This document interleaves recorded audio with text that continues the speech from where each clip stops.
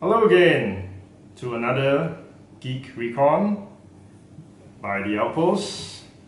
I'm your resident Vulcan cultural observer, Mr. Smock, and here with me today is an expert on Blade Runner, Mr. Vincent, which will be speaking about Blade Runner 2040.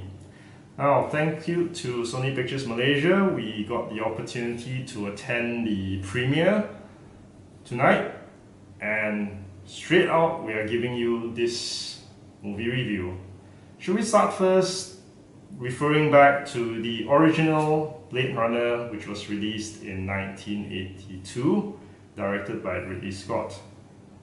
So Vincent, maybe a quick summary for our viewers who may not have seen the original Blade Runner.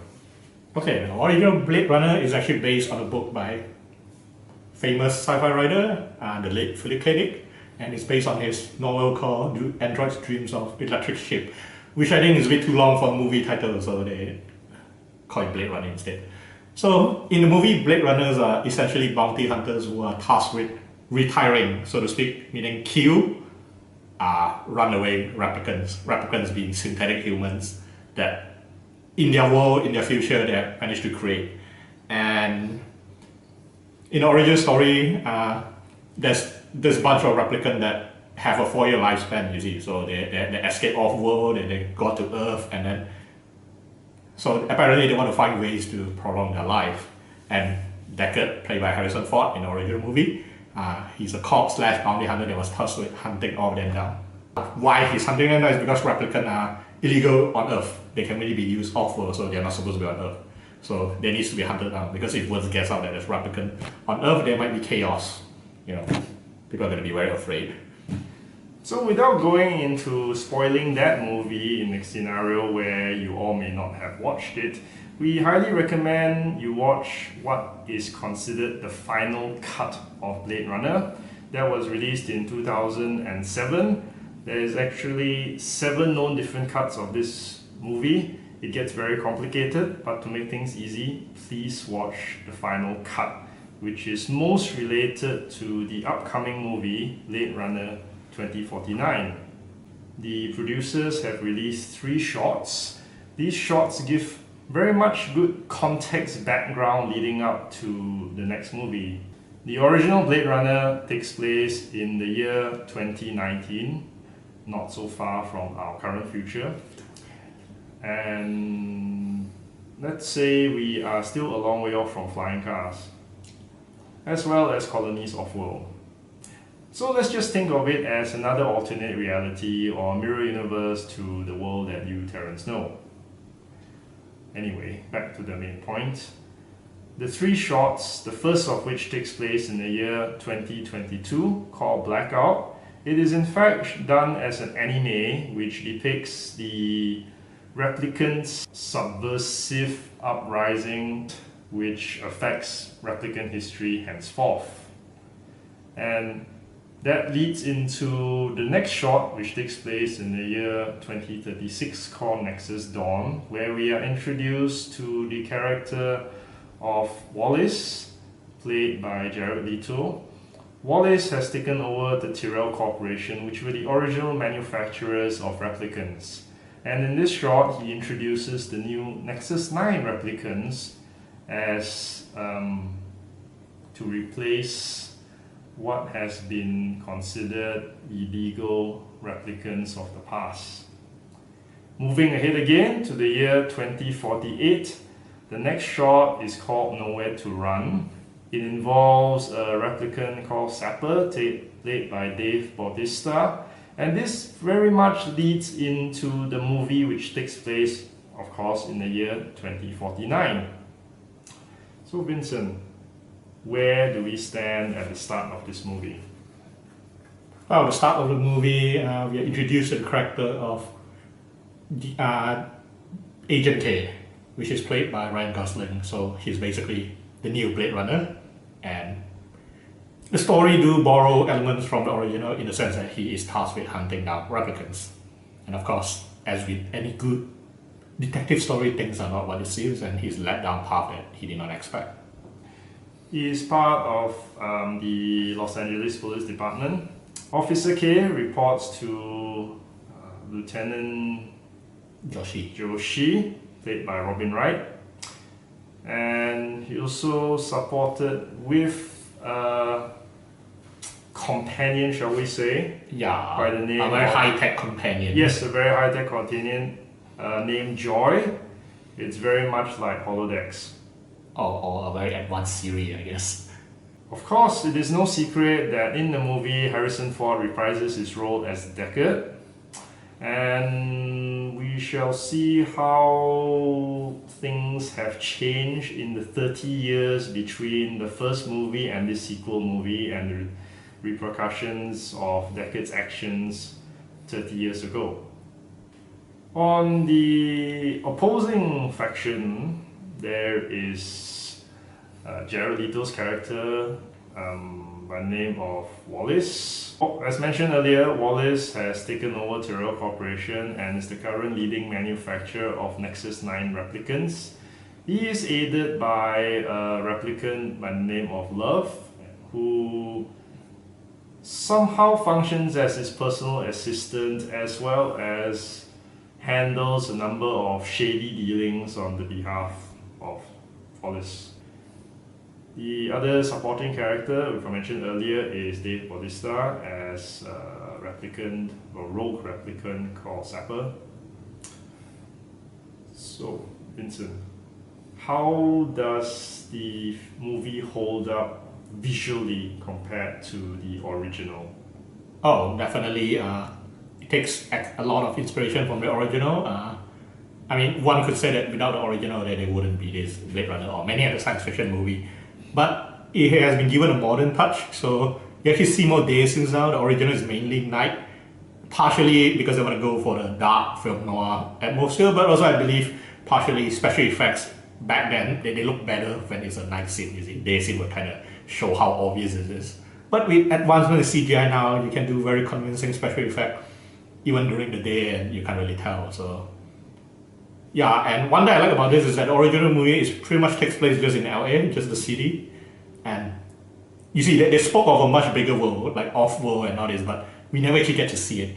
This time we actually get to see beyond LA, and we get to see like how the world has changed. Like, wow. Not for the better though. Yeah, not for the better. It's quite sad, the state of the world, and it will explain why so many people would like to go off-world. Like, in the world of Blade Runner, going off-world is the better choice, means you can afford it. If you have to stay on Earth, means you're too poor to go. It feels like that is the ticket to paradise. Yes. So Los Angeles itself is a sprawling place of steel and concrete, neon lights. It is constantly raining. And snowing, surprisingly.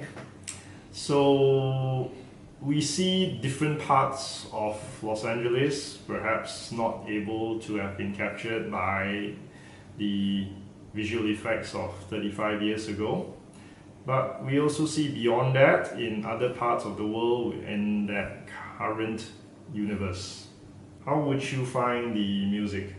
I believe it's composed by Hans Zimmer this time, but it's definitely very Vangelis inspired. In fact, I would have thought it was composed by Vangelis, you see, but it is not. It's by Hans Zimmer, and definitely it's a music that fit the world of Blade Runner, throwback to the original, with a bit of a Hans Zimmer touch. Like, he loved his horns, you see, so there was a lot of horn blaring scenes, which get a bit annoying after a while.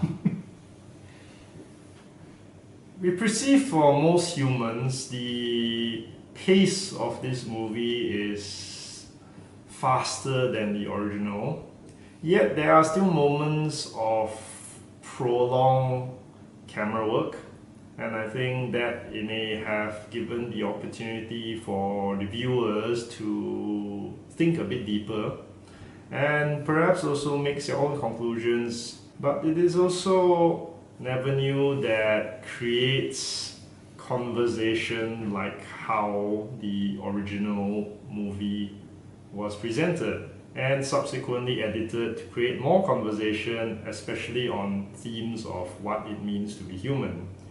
It's important to highlight that replicants are maybe regarded as synthetics, but they are not androids. They are wholly biological, dare I say, constructs, Yes. virtually indistinguishable from humans. They live, they die, and it seems that the 4-year lifespan is no longer an issue for the current models or replicants, which are the Nexus 8 and Nexus 9s. So what do you feel about the themes presented in this movie, compared to the original? Okay, I'm just going to touch a bit on the pacing of the original movie. The original movie, while iconic and visually impressive, has always been a bit of a boring movie. The pacing is really slow, and Deckard is like, he's not given much to do. He's like looking at pictures, and then he's more pictures and more pictures, and yeah, he's just kind of plodding along.